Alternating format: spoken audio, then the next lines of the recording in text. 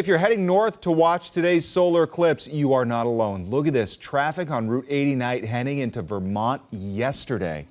Schools across the state, meantime, giving kids a way to see the eclipse during the school day. Some districts releasing them early, others are holding their own viewing parties.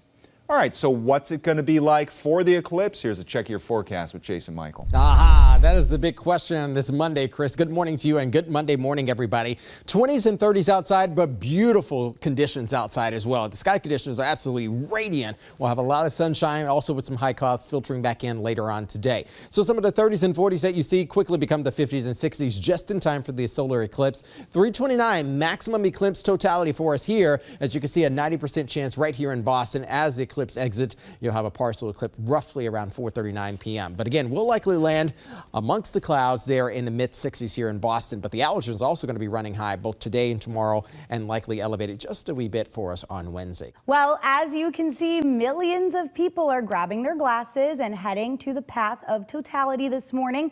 We are lucky enough to live near the path, which crosses parts of New Hampshire, Maine, and Vermont. WBZ's Levin Reed is live at the Worcester Ecotarium this morning, where there's going to be a big viewing party. Levin, I think this is a great idea for people that maybe don't want to drive all the way up, but don't want to miss out. This is fantastic because if you can drive here to the Ecotarium here in Worcester, not only do they have a great spot for you here on the Sundial Plaza, but there's so much to learn inside the Ecotarium Museum of Science and Nature. It's fantastic. Joining me right now is Noreen Smith. She is the president and CEO of this fantastic place. First and foremost, thank you for having us. How great is today going to be? Today's going to be awesome. We have about 2,000 people who've pre-registered to come watch the eclipse with us, so this is going to be a great event here. We'll have 5 telescopes set up, all pointed at the eclipse with safety filters on, and looking forward to welcoming folks. I've got to ask you, when people get a chance and they see this for the first time, what is it like for them to walk in, see the telescope and say, man, I've never seen anything like that? Yeah, people are amazed and they don't know how things work. So we've got museum educators. Our staff are amazing. They're enthused and excited, and they've all been trained and working at this for years. So they love teaching the public how to use the telescopes and how to get involved in the things you can see during the day and at night. What is it like to be here when you have all the programs going on for the kids? You have so much stuff, the animals outside. You have a running zoo going on here. What is it like to be here when you finally get to see the wonderment of a big kid like me or just the little kids who walk in here? Yeah, it's a great privilege to work here. We've got 45 acres of outdoor space with a choo-choo train that runs around and does a 1-mile loop around the property. We have an outdoor zoo for rescue wildlife from New England. We have indoor animals that also speak to the impact of and the intersection between nature and the built human environment. We've got exhibits on engineering, science, climate, planetarium. We've got an African communities room downstairs. We've got You're full in here. 55,000 objects that date back to the 1800s that have been collected from all over the world. So it's a fascinating place. Okay, so let's put on our glasses. All right. And we're going to try and do this interview with the glasses on because we're doing protective gear. I can see the cameras over there, and I can see something's over here, and you're over here. Got you. So first and foremost, how great is it going to be to see everybody just walking around with these glasses? It's awesome. How cool do we look? You know, I mean, this is like... It's great that I can't see anything, but I'm happy that I can hear you. Well, it's really important to protect your eyes during the eclipse because it's tempting to look up. It's really tempting to watch it, but it does cause damage to your retina. So you have to have glasses that are certified, that protect you. And we have those here at the Ecotarium. We're looking forward to seeing a whole crowd of people wearing them. So. Are you going to make sure you have people around that they don't bump into one another? Because I think these could be one of those where if you don't know where you are. This is going to be a moment to spread out your blanket, kick up your feet, lay back, and watch the eclipse with your glasses on. So, yeah. Okay, Penny, I think you're over here someplace, so I'm going to throw it back to you. This place is awesome. I have to be honest with you. We've been here for just a couple of hours, and I get a chance to see mountain lions, eagles. There's an owl here. There's stuff on the inside. Great displays. Got a good crib of glasses. Not sure. I think you're over here, Penny. Is this where you are? No, I'm not sure. I think it could be over here, but it's fantastic. Okay. I love those back glasses. To you in the studio. I'm feeling a little bit left out. Oh, they're fantastic. Yeah, I feel like I need to. Can you bring one of those back for me? Do you know what's funny? I have an extra pair just in case. Just in case I need to double, to double do it, just in case, I forget and I'm like, oh my God, I want to see.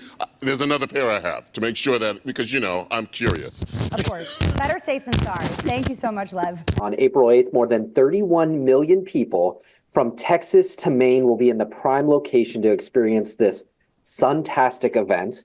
Even if you're outside the path of totality, though, you'll see a partial eclipse where the moon will look like it's kind of taking a bite of the sun, almost like a Pac-Man sort of look. Joining us now is Gina DiBraccio, Deputy Director of Heliophysics Science Division of NASA, to tell us more about this exciting experience. Gina, thank you so much for joining us today. Yeah, thanks for having me. So the eclipse is a major viewing event. How can viewers who are in the path enjoy this? Right. So if you're in the path of totality, what that means is that you're going to witness that full total eclipse. So when this solar eclipse happens, the moon crosses between the Earth and the sun.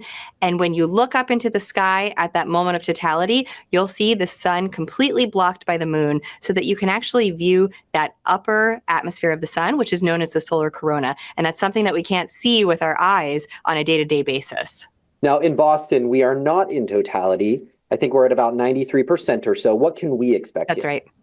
Yeah, so for the partial eclipse, I mean, at 93%, you're so close to that totality, but you're not quite there, which means that you'll see most of the sun covered by the moon, but not the full thing. So you won't get the full effect. However, it's going to look to you like a really big chunk of the sun has been bitten out by the moon, and you'll just kind of see that crescent sun that remains. So you'll still get a lot of changes in the atmosphere. You'll get to feel the nature changing around you. But you'll still need to use that proper kind of safety gear with the eclipse viewing glasses for the partial eclipse. Gina, what are you most excited about for this eclipse? Oh, for me, so I've had the opportunity to see the 2017 total solar eclipse that crossed through the US. And then back in October, I got to see the annular eclipse. And what I've learned from those is that each eclipse, the experience is very different. So to really compare how each eclipse feels, both who I'm surrounded by, but also where I am, I'm really excited to see how this upcoming total eclipse compares to those previous experiences that I've had. So I've never been able to experience a total solar eclipse. I'm actually traveling to Dallas for this. Oh, great. Crossing my fingers that I get some clear skies. Yeah, for Texas weather. Yeah, let's cross our fingers. But I've heard that it's almost like a life-changing, almost spiritual experience. Is that kind of what you felt on either of the previous ones you visited? That's right. I mean, it's really hard to describe the feeling that you get when you're witnessing this. It does kind of feel like an out-of-body experience and something that isn't actually reality and happening. In fact, when the annular eclipse took place in October, I was part of the NASA broadcast, and my co-host and I, as we were watching, we both got a little emotional unexpectedly during our broadcast, because it is just something that, you don't get to experience all the time, and it feels like a special event. Now, I know that people have been forecasting and predicting eclipses for thousands of years. How can we predict these type of eclipses so far ahead of time? Right. So we have a really good handle on the knowledge that we need to predict these eclipses. And what happens, as I mentioned, an eclipse, a solar eclipse occurs when the moon crosses between the Earth and the sun. So that means we have to have knowledge of the moon's orbit, how far away it is from the Earth, because that will dictate what type of eclipse you get, whether you get that full total eclipse, or when the moon is a little farther, you'll get an annular eclipse, which means you're left with a ring of fire in the sky. So we basically need to know how and when the Earth and the moon will align with the sun. And since we know all of that information, we can calculate it pretty far out just to understand when these eclipses will occur and what part of the Earth will be facing the sun, so we know what locations will view them as well.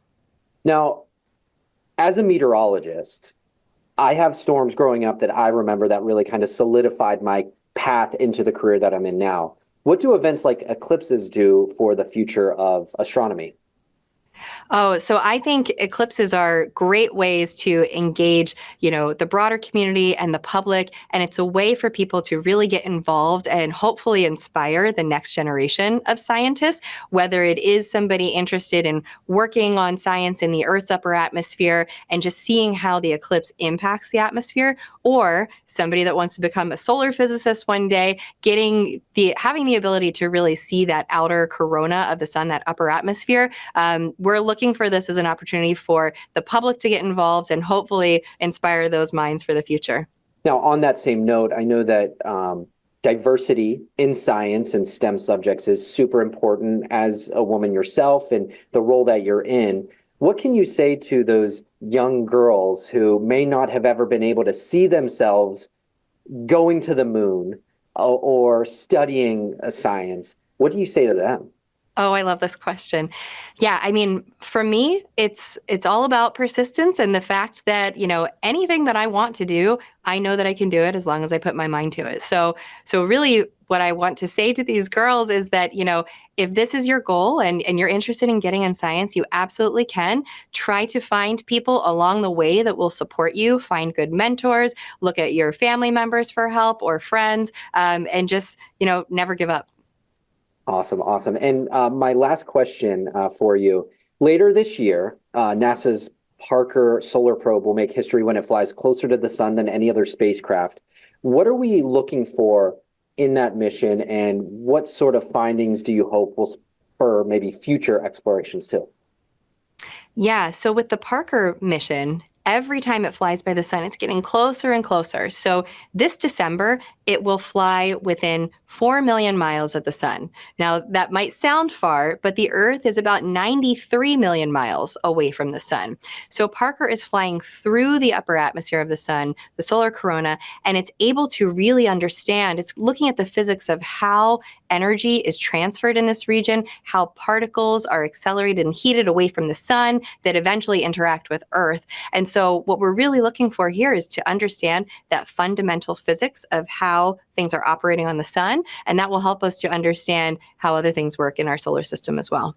Awesome. Are you going to be traveling for the eclipse? I will be going to Texas too. So I will be in Kerrville, Texas, a part of the NASA broadcast, in fact. Awesome, awesome. Well, we look forward to that broadcast. If people want to tune into the NASA broadcast, where can they go? Yeah, so check out go.nasa.gov/Eclipse Explorer, and that will have the interactive map, and then it'll also guide you to where the broadcast is located. Awesome. Thank you so much, Gina DeBraccio, Deputy Director of Heliophysics at NASA. Really appreciate your time, and let's cross our fingers for that clear Texas forecast, right? Yes, sounds good. Thank you. You want to watch the eclipse safely, you need to have the right glasses. But where do you get them? How can you rely on them and make sure they'll protect your eyes? WBZ's Mike Sullivan went out to get answers. Monday, thousands will witness history, a solar eclipse. By Tuesday, some may have trouble seeing it all. Can staring directly at the sun during this time damage your eyes at all if you keep trying to do it? Absolutely, it sure can. And sure enough, every single day, the day after a solar eclipse, in our office, we have patients who come in here with symptoms of what we call solar retinopathy. Monica Nguyen is a clinical optometry director at Fenway Health. She says staring at the sun can injure the central part of your vision. When those cells are damaged, you end up seeing either blurred vision, you can see wavy lines, distortion in your vision. This can be permanent or take up to 10 to 12 months to correct. Even the darkest sunglasses will not stop it. Because Massachusetts is not in the path of totality, it's so important for everyone in this state to make sure that they have, ISO approved solar eclipse glasses to wear. The most important part are the lenses, though. Scott Everton is the Fenway Health optical manager. He says eclipse glasses allow visible light through while blocking dangerous rays. So it's radioactive light, so radio frequencies. When you think of UVA, UVB, UVCs, there's certain UV rays that can hit your eyes and cause a lot of damage. To make sure you have an approved pair, look for this ISO logo. It stands for International Organization for Standardization. This is an organization that certifies the standards needed for something to qualify for an eclipse glass. The trouble is that mark can easily be duplicated. Anyone could write that on the cardboard and make it look legitimate. So far, the Better Business Bureau has yet to receive an Eclipse glass scam in Massachusetts, but they say that doesn't mean they aren't happening in stores or online. If it's a significant price for the product, another red flag. As you know, that there are places in which they are giving them away. So I would be cautious if you're spending, $15, $20, $25 for a pair of these. They suggest buying from a reputable retailer or find places like Warby Parker who are giving them away for free. In Boston, I'm Mike Sullivan, WBZ News. April 8th, parts of New England will literally go from day to night in a matter of minutes. As the moon blocks out the sunlight, it won't just be noticeable to the naked eye. Those solar panels on your roof will also take a hit. And believe it or not, solar panels make up 1/3 to nearly 1/2 of all electricity used here in New England, equaling to approximately 6,000 megawatts. Unlike the sun setting at the end of the day, solar production is expected to drop off fairly rapidly over the course of the eclipse. The folks at ISO New England will be working hard to be sure there is no noticeable reduction replacing the missing solar power with other sources of power generation like oil, natural gas, or pumped hydro. As the eclipse concludes, solar production will ramp back up, meaning the additional generation will need to also be carefully reduced in order to maintain system balance. Now all we need are some clear skies on the big day. I'm Jason Michael, WBZ News. A teacher from Uxbridge has a rare opportunity to get a little closer to the show in the sky. And Courtney Cole joins us in studio now to explain. Courtney, pretty exciting. Oh, she was wonderful. STEAM teacher Amanda Gorani has been selected to fly with the Civil Air Patrol during Monday's total solar eclipse, where she will also be doing some science experiments that she can bring back to her students. Well, remember Miss Frizzle and the Magic School Bus? I'd say it's a perfect time for a field trip. When she used to take her students on exciting adventures to teach them all about science? Well, that's happening in real life in Uxbridge at the Taft Early Learning Center. Meet Amanda Garani. I am a STEAM teacher, so it's STEM with art, and I teach kindergarten through 3rd. Okay, so you get to teach the little ones, the ones that have all the questions and think everything is so cool. Absolutely, and I'm still one of them, so I fit right in. Galrani has been teaching her students all about the total solar eclipse, from the history of it all to the safety and, of course, the science. I have some UV beads that have been up in my classroom, so it changes with the lights, and so I plan on bringing it up in the airplane with me, too, to record the differences. Now she, along with 6 other teachers, will get to fly with the Civil Air Patrol during the total solar eclipse. The Civil Air Patrol is a public service organization, an auxiliary of the U.S. Air Force that carries out emergency services and disaster relief missions nationwide. But they're also known for their aerospace program, too. They're still in the planning stages of exactly where we're going. Okay. So we may be going to Maine, northern Maine, or we may be going to New York. The weather of both places look really good. Gorani, who describes herself as an adventurer who loves science, says this moment feels so surreal. We'll go through some of the science of it. I'll take some reading of measurements of what's going on, some videos with the GoPro camera. But the most important part of this experience for her is the lasting impact this will have on her students. And I just want to show them anything's possible. You are the limit. You set your own limits. Karani takes joy in bringing science to life for her students and says that she's grateful to the Civil Air Patrol for this opportunity. Lisa. You feel her passion. Courtney, great story. Thank you. Down to Monday's solar eclipse, we wanted to get an inside look at what we might see and feel while it happens. WBZ meteorologist Jacob Wyckoff caught up with a NASA scientist to talk about the unique experience.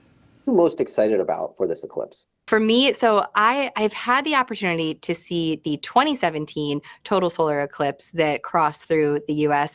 And then back in October, I got to see the annular eclipse. And what I've learned from those is that each eclipse, the experience is very different. So to really compare how each eclipse feels, both who I'm surrounded by, but also where I am, I'm really excited to see how this upcoming total eclipse compares to those previous experiences that I've had. So I've never been able to experience a total solar eclipse. I'm actually traveling to Dallas for this. Oh, great. Crossing my fingers that I get some clear skies. Yeah, for Texas weather. Yeah, let's cross our fingers. But I've heard that it's almost like a life-changing, almost spiritual experience. Is that kind of what you felt on either of the previous ones you visited? That's right. I mean, it's really hard to describe the feeling that you get when you're witnessing this. It does kind of feel like an out-of-body experience and something that isn't actually reality and happening. In fact, when the annular eclipse took place in October, I was part of the NASA broadcast, and my co-host and I, as we were watching, we both got a little emotional unexpectedly during our broadcast, because it is just something that, you know, you don't get to experience all the time, and it feels like a special event. Wow, that just builds the anticipation. You can see why ancient people were pretty scared. Right. The gods must be angry. Well, for more information on this eclipse, including the best places to see it in New Hampshire and Vermont, just go to our website, WBZ.com. Here's one way to experience the solar eclipse from the front seat of this Eclipse mobile.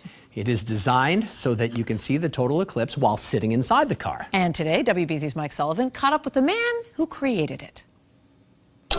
Just the sun and moon and you. People have their own tunes.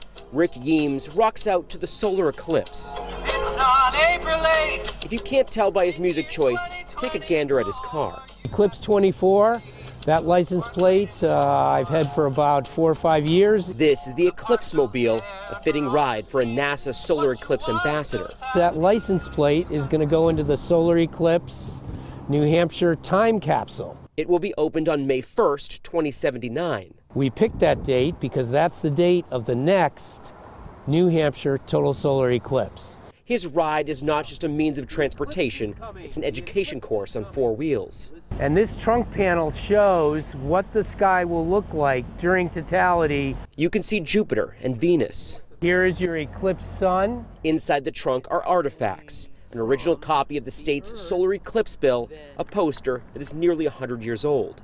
And this is from the 1932 total solar eclipse. To watch this year's, you will want solar eclipse glasses. During totality, you want to take off the glasses because you won't see anything. However, if you are sitting in the Eclipse Mobile, you won't need glasses at all. So they've agreed to take this material that goes in the solar eclipse glasses, and they're going to create a piece or a film that'll attach to my sunroof. So now if you wanted to use binoculars or take a picture of the eclipse sun through the eclipse roof, you're fine to do that. Parts of your view may look like his hood. These marks are called Bailey's beads, when the sun's rays hit the moon's peaks and valleys. The last thing you see just before it fully covers it is something called the diamond ring effect. That is the moment of totality, the moment his ride ends. In Concord, New Hampshire, I'm Mike Sullivan, WBZ News. Wow, Rick is all in. I He appreciate is that. super interesting. Yes, I think and it's all the great. things he's collected. Yeah, and he said a couple of interesting things that we need to run by Eric here, okay? First of all, I got my glasses in the mail today. Right. I texted Eric, I said, I can't see a thing with these on, and he said, that's the point. That's generally the idea. Right. Okay, until the moment of totality. Well, you can't see anything except for the sun. Right. So when you put these on, everything lights out except for you look at the sun and you see just like kind of that flat disc. If you try them out now, like this weekend would be a good time to try them out. You might even see some of the sunspots on the sun. But Eric, he said you can take them off while you're looking at it, but that's the exact moment of totality. Around here, you wouldn't be able to do that. Correct. Yeah, we won't be in totality, so there's never a safe time to look at the sun for any period of time. Some people have done that. You know, they look up for a couple seconds. You can actually get the shape of the eclipse burned into your retina if you do that. Okay. It's serious stuff. You don't want to do that. I'm going to do that. It's a good party trick, but you don't want to do it. Yeah, no, we want everyone to do this safely for sure. The only time you can look up is during totality if you are in that center of the path, and even then you kind of want to glance and look down, glance. You don't want to look at it for too long. The sun, of course, being a very bright sky object, can do a lot of damage.